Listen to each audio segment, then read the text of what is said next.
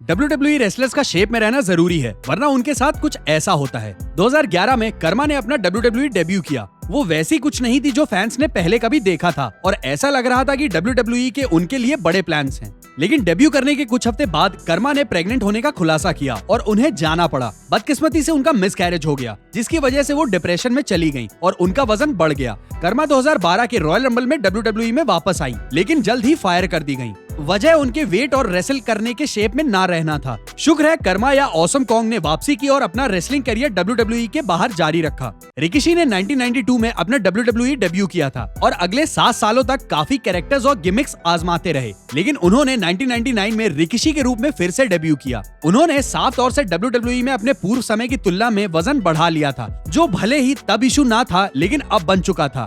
समय के साथ रिकिशी और भी भारी होते गए।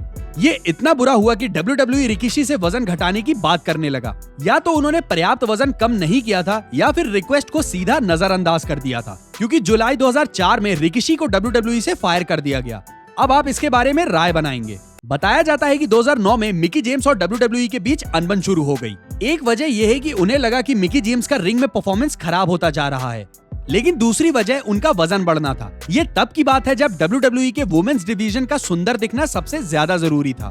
तो थोड़ा सा भी वजन बढ़ना किसी भी फीमेल WWE रेसलर को मुसीबत में डाल सकता था। उन्हें सजा देने के लिए WWE ने मिकी जेम्स को एक स्टोरी लाइन में डाला, जहां मिशेल मकोल और लायला उन्हें पिगी जेम्स बुलाने लगी। वो जेम्स के वजन का मजाक उड़ाने लगी और खुद मिकी जेम्स को ऐसा लगा कि ये सब उन्हें नीचा दिखाने के लिए किया जा रहा है। जेम्स ने इसके बाद जल्द ही WWE छोड़ दी और 2016 तक वापस नहीं आई। एक कंट्रोवर्शियल कैरेक्टर होने के बावजूद यूजीन 2004 में अपने डेब्यू के बाद जल्द ही WWE फैन से जुड़ गए। उन्होंने 2007 में जाने से पहले कंपनी के साथ 3 साल बिताए, लेकिन 2009 में यूजीन को WWE ने फिर से हायर किया। लेकिन उनकी वापसी बहुत ही छोटी थी। बाहर जाने से पहले उन्हें टीवी पर एक ही मैच मिला। खुद डेंसमोर के हिसाब से WWE ने उन्हें ये कहकर फायर किया, हम मोटा और बूढ़ा यूजीन नहीं सेल कर सकते, हम आपको फायर करते हैं। ये बहुत ही दुखद है। आपको शायद सेज बेकेट याद हो, लेकिन WWE ऐसा नहीं चाहती।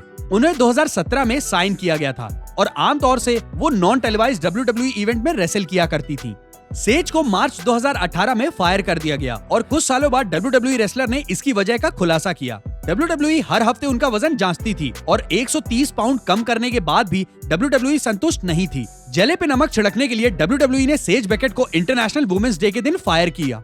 WWE में शामिल होने से पहले एड्रियन एडोनिस एक बहुत ही मीन और टफ लुकिंग रेसलर थे, लेकिन विंस मैकमैन की कंपनी का हिस्सा बनने के कुछ साल बाद एडोनिस का वजन बढ़ने लगा। मैकमैन इसे लेकर खुश नहीं थे और उन्होंने सजा के तौर पर एडोनिस को एक बिल्कुल ही अलग कैरेक्टर दे दिया। एडोनिस एडोरेबल एड्रियन एडोनिस के नाम से जाने जाने लगे और उनके बाल ब्लीच कर दिए गए और उनको पिंक कपड़े पहना दिए। एड्रियन कुछ और सालों तक WWE में रहे, लेकिन 1987 में ड्रेस कोड वायलेशन के नाम पे उन्हें फायर कर दिया गया। आपने कभी नहीं सोचा होगा कि इस रेसलर को वेट बढ़ने की वजह से फायर कर दिया गया होगा। कई सालों तक एनहांस टैलेंट रहने के बाद गैंग्रील ने 1998 में WWE में वापसी की। वो ब्रॉड के रूप में एज और क्रिश्चियन के साथ आए और उनकी टीम कामयाब रही, लेकिन ब्रॉड के खत्म होने के बाद गैंग्रील को मिलने वाला अटेंशन कम होता गया।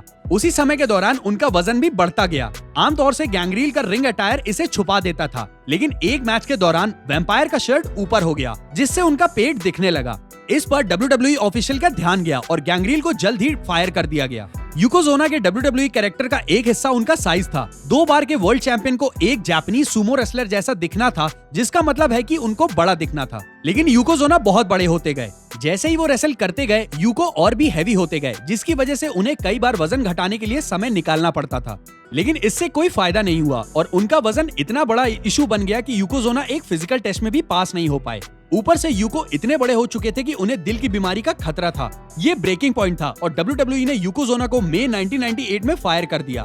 पूर्व WWE स्टार ने लगभग 2.5 साल इंडिपेंडेंट सीन में रेसल करके गुजारा, लेकिन अक्टूबर 2000 में यूको का पल्मोनरी एडेमा की वजह से देहांत हो गया। जब वो सबसे ज्यादा भारी थे, तब यूकोजोना का वजन 641 पाउंड था। लेकिन कुछ ऐसे भी रेसलर हैं जो इससे भी भारी हैं। वो कौन है, जानने के लिए चैनल को सब्सक्राइब करें।